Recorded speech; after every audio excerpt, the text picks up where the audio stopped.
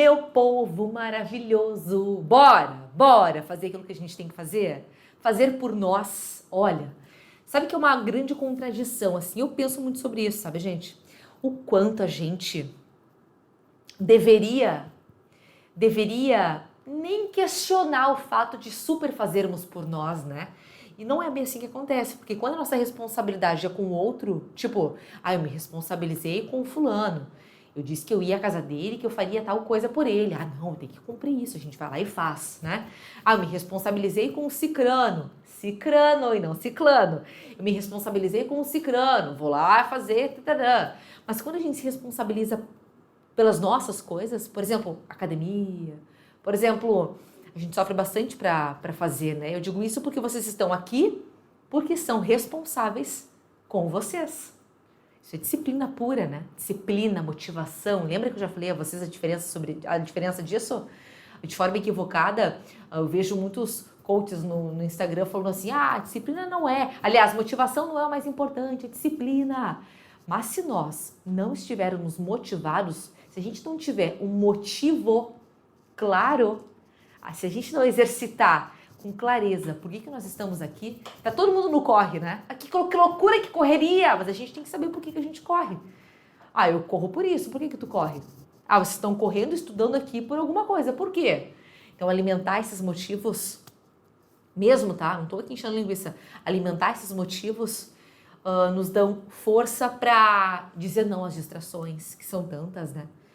Dizer sim ao tenho que fazer, que é tão difícil, tão doído. Só a gente sabe o que é botar a bunda na cadeira, sozinho, se concentrar e fazer. Esta é uma coisa que ninguém pode fazer por nós, né? Ninguém pode estudar por nós. Ninguém pode se preparar para um concurso público por nós. Então essa é uma grande forma da gente se abraçar e da gente entender que a gente luta pelas nossas coisas. Muito bonito isso, mesmo. Olha, concurseiro tem meu coração. Com vestibulando, concurseiro, todo mundo que vê na educação, uma forma de ascender. Assim, já falei a vocês, eu ascendi, estou em ascendência, estou crescendo em termos de grana e de possibilidade de uma vida melhor pela educação, ponto. Educação mudou minha vida e eu mudo a vida das pessoas com educação, é isso. Esse é o movimento. Bora, gente. Eu tenho aqui com vocês uma aula sobre tipologia textual. Tá, Luana, só porque eu tenho a impressão de que eu já ouvi tu falar sobre tipologia. E aí eu vou passar um pouquinho mais do material, tu vai ver dissertativa, argumentativa. A gente já falou sobre isso, né, Luana? Calma. Eu não quero que tu tenha a impressão de que eu tô repetindo o conteúdo, não é isso. Eu preciso organizar a nossa casa, olha só. Se, por exemplo, vocês já assistiram neste curso que a gente está preparando com tanto carinho e trabalho qualificado para vocês, vocês já assistiram às aulas de redação, já me ouviu falar sobre isso. Mas dentre as tipologias, a dissertativa argumentativa é uma delas. Então, nós não temos só essa tipologia. Eu vou trazer para vocês quais são as grandes tipologias, as principais, considerando a banca em questão, mas também outras que aparecem, mas de uma forma secundária, de uma forma marginalizada. Elas estão ali, mas não é a tipologia chefe, não é a tipologia principal, beleza? A gente aprende como esse texto é construído, quais são as tipologias, justamente para ler o texto e saber como esse texto é construído. Por exemplo, uma narrativa. O que tem numa narrativa? Um texto dissertativo argumentativo, redação. O que tem nesse texto dissertativo argumentativo? Nem todo texto dissertativo argumentativo é uma redação, né? Texto dissertativo argumentativo pode ser um artigo de opinião. A dissertação argumentativa com opinião, com argumentos, com tese, em um artigo de opinião, em um TCC, em uma monografia, então são textos variados, gêneros variados que usam uma forma de escrita específica. É sobre isso que a gente vai falar. Como são os textos, como eles são escritos, qual é a linguagem utilizada e como eles te organizam, especialmente os textos que mais caem, tá? Bom, vamos. Então, tipologia. Tipologia, nós temos essas principais. Vou fazer uma observação aqui. Peraí, deixa eu voltar minha tela. Uma observação. Nós temos dois carros-chefe desse conteúdo. A tipologia textual e os gêneros textuais.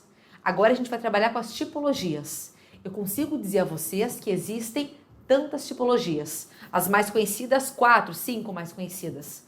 São as que resumidamente aparecem em concurso. Mas gêneros textuais eu não consigo dizer a vocês quantos existem. E não porque eu não sei, porque isso não está catalogado, porque não há uma tabela que diz quantos gêneros, porque eles são oscilantes, alguns gêneros textuais deixam de existir porque outros aparecem, enfim. Então isso é muito flexível e mutável.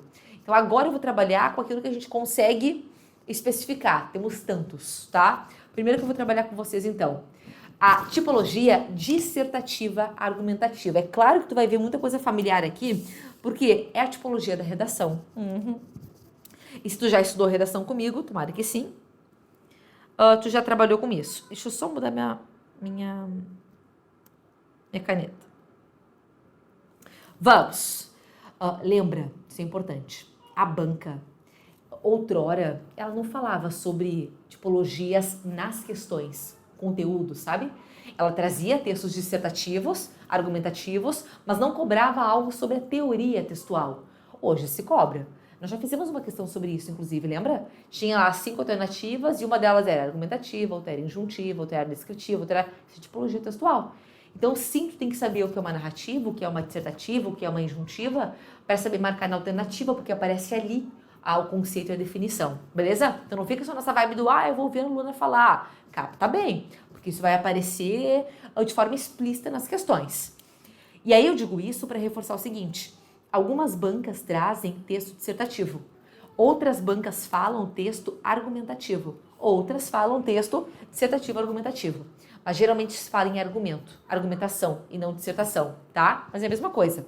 O que nós temos aqui? Primeiro, é um texto escrito geralmente em terceira pessoa, fala-se sobre um assunto, sobre um grupo social, sobre um problema, sobre pouquíssima pessoalidade, porque a grande questão é sobre o que se fala.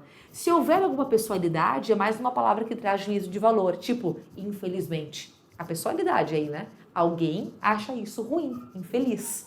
Mas não há uma primeira pessoa escancarada, não geralmente, tá?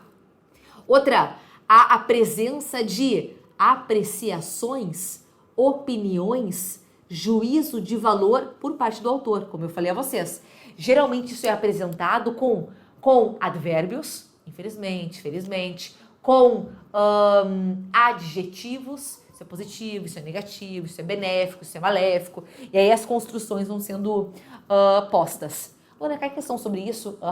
Já vi questão que traz assim, traz um fragmento de texto, aliás, traz no enunciado o fato de haver parte do texto que mostra um juízo de valor por parte daquele que escreve, e nas alternativas, citações, frases do texto, e eu tinha que marcar em qual delas tinha uma expressão com juízo de valor.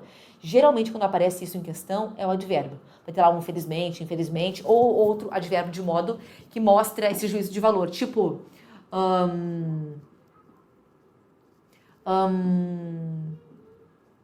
não me vem nenhum outro advérbio que, além de felizmente, infelizmente. Bom, mas daqui a pouco vem, eu trago a vocês, tranquilo. Outra, foco na formação de opinião do leitor. Persuasão, essa é uma característica da redação, inclusive. Não é à toa que a gente se posiciona, por exemplo, se o tema for agrotóxico, positivo ou negativo, aquele que escreve vai dizer o que é agrotóxico, onde se usa o agrotóxico e vai se posicionar. Ele vai dizer se é positivo ou se é negativo. Ou ele vai dizer que é positivo por isso, o negativo por isso. Ou para ele é só positivo, por isso, por isso, por isso. Ou para ele é só negativo, por isso, por isso, por isso. Então, quando ele movimenta esse por isso, por isso, por isso, o que é isso? Argumento. Ele vai explicar, ele vai trazer causas, consequências. Ele vai dizer quem é beneficiado ou quem é prejudicado. E isso vai convencendo. Quanto mais eu desdobro a ideia, trago uma pesquisa feita em Harvard. Nossa, em Harvard, então deve ser muito, muito sério. Então pode ser verdade. E aí a gente vai acolhendo essa opinião do outro. Por isso que é o movimento. Exemplos, causas, consequências, explicações. Isso acontece. Isso é feito com esse objetivo de persuasão. Outra, uso da norma culta. Este é um texto não literário. Lembra que no início aqui do curso eu disse que os textos são divididos entre literários e não literários? Texto dissertativo argumentativo fala de verdade, fala de realidade, fala de fato, fala de problema social, fala de coisas que estão acontecendo sobre as quais a gente tem que pensar. Não tem personagem, não tem história, não tem ficção, não tem... É fato. E aí, portanto, não brinca com palavra. Lembra que eu falei que o texto literário é um texto artístico, que a gente pode brincar com os sentidos das palavras? Aqui, o mais objetivo e pontual, melhor. Vou abrir um parênteses. Há alguns textos raros, dissertativos, que o autor tem uma linguagem um pouco mais solta, usa um pra, usa um num, às vezes, mas nada de uma coisa muito poética, assim, muito, uma linguagem com muito sentido figurado. Não vai ter, tá? Não vai ter muita figura de linguagem, não vai ter. Então, aqui é o super respeito à norma padrão da língua portuguesa. Outro ponto sobre essa questão da linguagem que é importante. Geralmente, os textos dissertativos que aparecem nos textos pra gente, nas provas, eles são retirados de portais informativos. Ou seja, melhor, eles são retirados de portais, de lugares aos quais muita gente tem acesso. Então, tipo, esse texto está na revista tal. Muita gente tem acesso a essa revista. Muita gente de diferentes níveis de escolaridade. Então, alguém que é graduado, alguém que tem mestrado, alguém que tem doutorado, alguém que não é graduado, que é alfabetizado e não terminou o ensino médio. Então, esse texto ele tem que ter uma linguagem que seja possível de entendimento para esses diferentes públicos, beleza? Então, esse fato é importante porque não tem, então, algo muito rebuscado em termos de linguagem. Vimos isso, né, povo? Lemos textos sobre assuntos cabeludos, sobre assuntos de questão ambiental, agrotóxico, periri, parará. E não tinha uma linguagem muito técnica, muito rebuscada. E se apareceu uma linguagem técnica, um termo técnico, havia explicação dele, né? Então, esta é, sim, uma máxima da banca. Outra, recorre à coerência e à coesão para criar essa argumentação lógica. Nada de novo. Trabalhei a aula passada com vocês coesão e coerência. Todo texto dissertativo argumentativo tem início, meio e fim. É uma das características, né? Intro, des e concluo. Quantos Ds, Luana? Bom, não é uma redação de 30 linhas. Então, pode ser um artigo de opinião, pode ter, sei lá, 40, 50, 60 linhas, depende de onde ele vai estar. O ponto é, se tem mais linhas, há mais parágrafos, então não é uma regra. Mas a pauta, o ponto é de novo, né?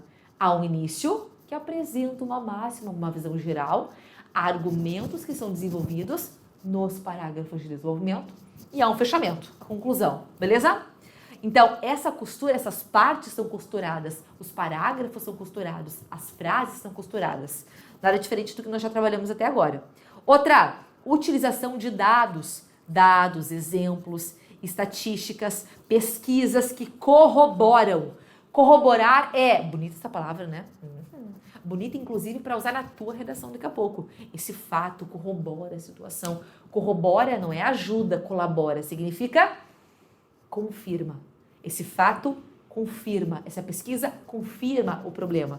Então, são movimentados dados, exemplos, estatísticas, repertórios nesse texto dissertativo argumentativo, justamente para aquele que lê ser convencido de que esta é a visão mais apurada, mais desenvolvida sobre. Lembra que eu falei em persuasão? Persuasão, convencimento? Tá. Outra, explicações fundamentadas em outros autores.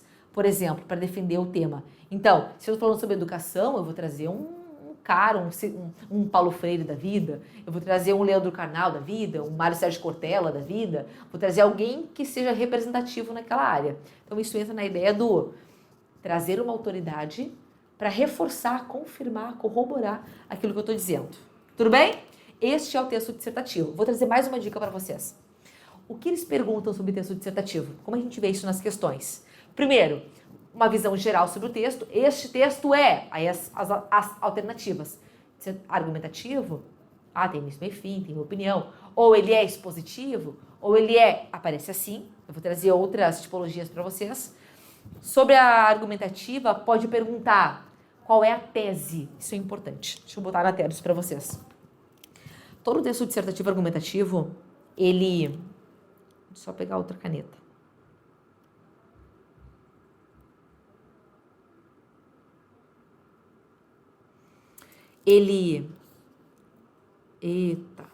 Vai dar para entender, calma.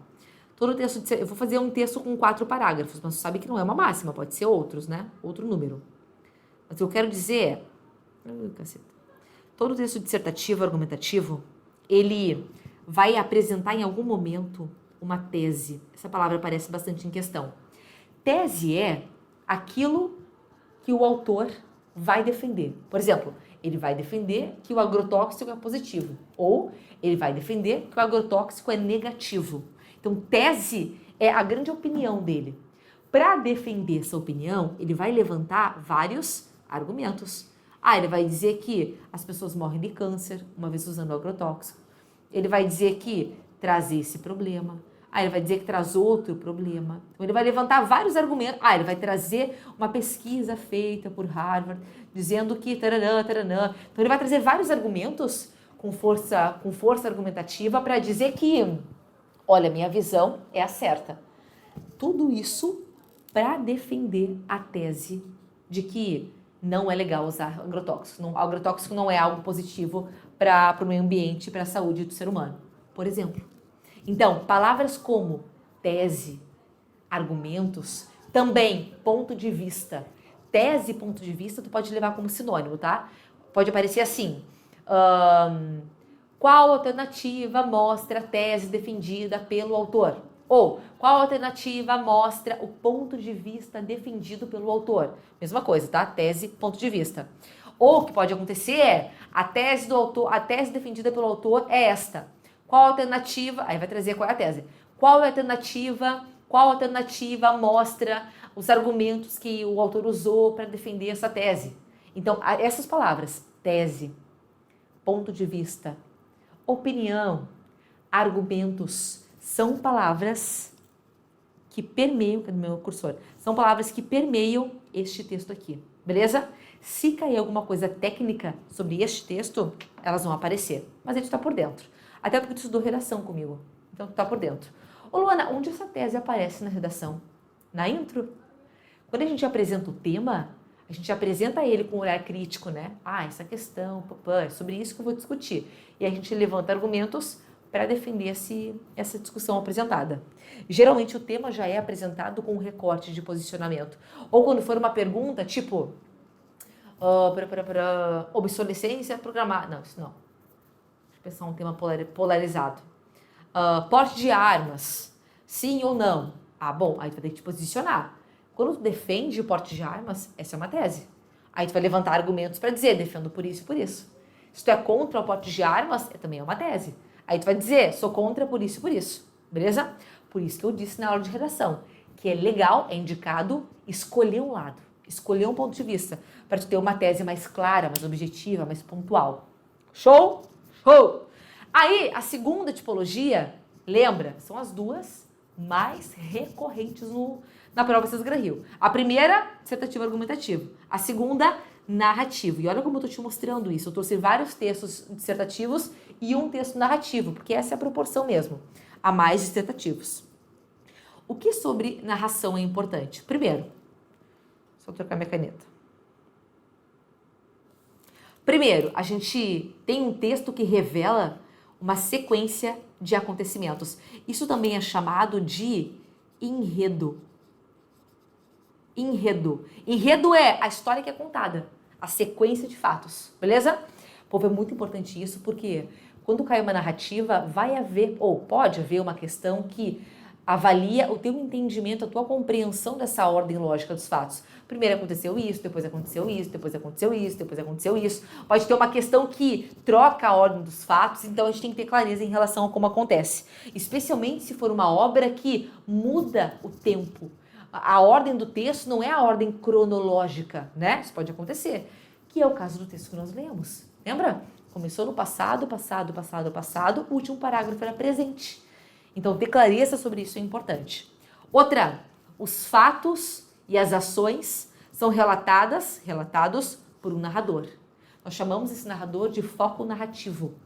E isso pode acontecer da seguinte forma. Pode ser um narrador em primeira pessoa. Por exemplo, lembro exatamente o que senti naquela tarde. Eu lembro, primeira pessoa. Quando é primeira pessoa, aquele que narra é o personagem principal. Mas existe narrar de outro jeito, Luana? Sim, pode ser um narrador em terceira pessoa. Então eu digo, a menina estava deitada embaixo da árvore. Naquele momento, ela lembrava de tudo que ela tinha passado, a menina, e não eu, terceira pessoa. Então, ou vai ser pessoal, primeira pessoa, ele contando a história, ou vai ser terceira pessoa, como se ele carregasse uma câmera e contasse a história para alguém, beleza? Geralmente é a primeira pessoa, então fica ligado em relação a isso. Pode perguntar alguma coisa sobre o narrador. Chamamos de narrador ou foco narrativo, é a mesma coisa, presta atenção. Outra, temos personagens. Personagens que são protagonistas ou personagens que são secundários, coadjuvantes. Personagens mais profundos, mais complexos ou mais simples. Tem nome, sobrenome ou sem nome e sobrenome. O fato depende muito daquele que escreve. Há escritores, há romancistas, contistas que nunca na vida terminam um conto sem colocar identidade nesse personagem, que é o nome dele. Há outros que não, que até gostam de camuflar esse fato para dar destaque para o acontecimento e não para aquele que de fato vive. Enfim, é um traço daquele que escreve. O ponto é, você tem que saber o que acontece com quem especialmente. Se aparecer um personagem novo, se tem nome ou não, marca ele, beleza? Tem que saber o que acontece com cada um, porque pode aparecer uma questão também que queira nos confundir em relação a quem viveu essa experiência e quando viveu essa experiência. Especialmente se os personagens têm nomes parecidos, né? Cuidado com isso. Marcação de tempo. Nós temos duas possibilidades. Ou o tempo é a sequência, manhã, tarde, noite, 1 hora, 2 horas, 3 horas, tempo da história. Isso acontece em um dia, acontece em uma tarde, acontece numa noite, acontece num mês, ou acontece lá na infância e depois vem para o presente, já que eu tô velho, tô aí eu aquele que conta. Então esse tempo, ele é muito variado, depende. Acabamos de ler um texto complexo porque tinha variação de tempo. Começou no passado, resgatou a memória. E esse pai que deu aquela dica sobre o texto do Olavo Bilac, aula anterior do Olavo Bilac, no último parágrafo, morreu. Então ela trouxe a lembrança também do pai. 2 lembranças, mas uma lembrança mais fresca, né? Então esses tempos eles tendem a confundir um pouco, presta atenção. Esse tempo cronológico é o tempo que segue o relógio. Manhã, tarde, noite, depois o outro dia, não volta, outro dia. Tempo psicológico é quando há oscilações, que é o que aconteceu, como eu disse, no texto que a gente leu. Daqui a pouco volta um lapso, tem um lapso de memória, depois volta para o presente, aí dorme, sonha, aí no sonho ela volta, ela resgata um amigo lá da infância. Então essas mudanças, esses flashes temporais acontecem e confundem um pouco. Cuidado! Confundem especialmente porque é um texto curto, então eles não podem explicar muito. E o excesso de objetividade pode atrapalhar um pouco. Mas aí depende da banca como ela constrói isso. Outra, também há uma indicação de local. Isso acontece em um lugar. E é importante a gente ter essa consciência. Onde aconteceu, quem estava nesse lugar, o que aconteceu nesse lugar. Por quê? A banca vai reunir esses fatores e vai trabalhar com eles. Vai te confundir. Presta atenção, toda alternativa é formada por palavras que estão no texto. Por personagens, por espaços, por elementos do texto. E aí algumas extrapolam, algumas reduzem o sentido, em outras nós temos personagens que fazem isso, mas na verdade nem são eles que fazem isso, eles misturam os elementos para te confundir. Então fica ligado, tá?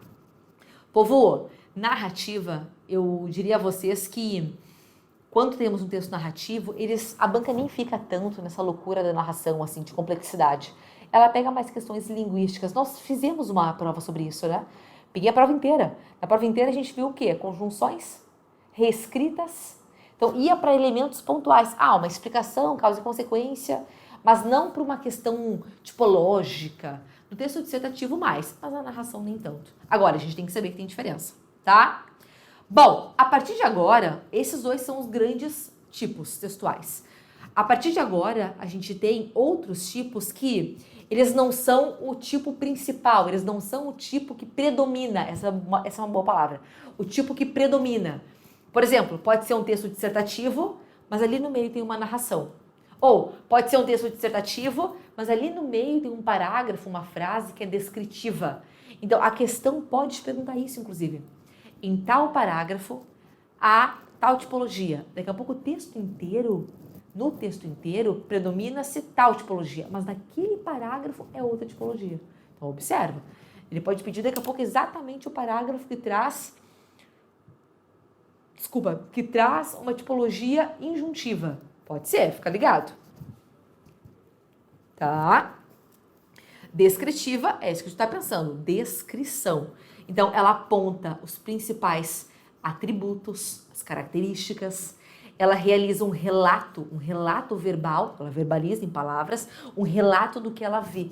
Ela não pensa criticamente sobre, nesse texto não se dá opinião, não se argumenta, se descreve as cores, os tamanhos, as proporções, valoriza os detalhes, os pormenores, minúcias, utiliza muito adjetivo, claro, né? Traz caracterizações, usa muito verbo de ligação. Essa coisa é assim, ela parece assim, ela está assim, para demonstrar essas características desses objetos ou desses seres.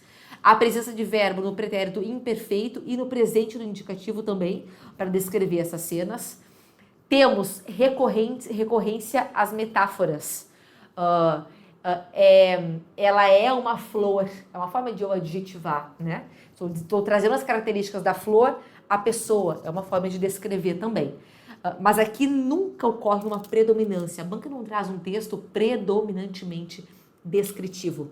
Geralmente, se houver, há uma parte descritiva e não o texto todo, tá? Outra, tipologia expositiva.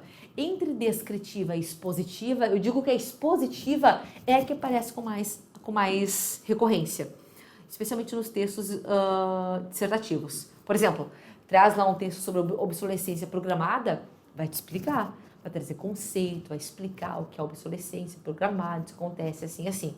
Não há opinião, há definição. Então, quando aparece um texto com muitas definições, é isso, é isso, é isso, é isso, isso é expor. Nesse texto expositivo, nós não temos opinião. A coisa é, por exemplo, bullying é papapá, não é a minha opinião sobre bullying. Não é o que eu penso sobre bullying, é o que o bullying é. A obsolescência programada não é o que eu penso sobre, é o que é a definição.